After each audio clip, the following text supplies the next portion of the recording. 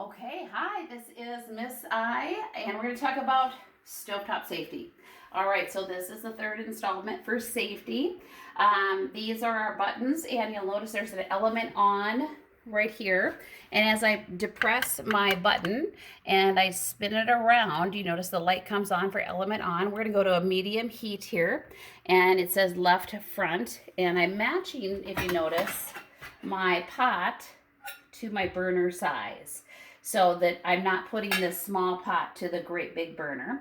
I am going to turn this off because I don't have anything in there. So I press it in, turning it off. I want to point out a couple things about this. First of all, that I have a wooden spoon. This is the best utensil to use because wood does not conduct with anything. So if you use metal and you have an acid, it's usually going to conduct with something else. I always use hot pads because you don't know if the pan you're using has a heat-proof handle or not.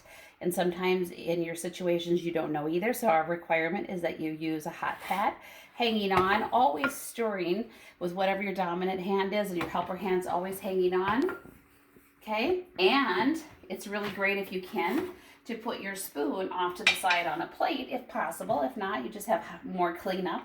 So again, you're not using a fork or something sharp because that's going to potentially scratch your pan, and we never want to use something that's going to scratch a pan because that releases toxins. Teflon, once it's scratched, is actually toxic, so you don't want to scratch that. So let's look at this bigger pan. I put this out here to show you that you match up the bigger circle with the bigger pan.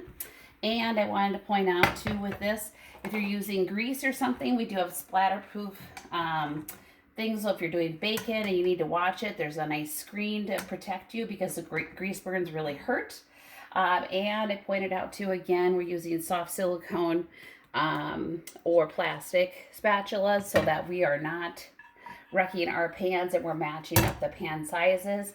We always want our handles away and not pointing out because you'll notice that as you come by, you can hit it with your hip.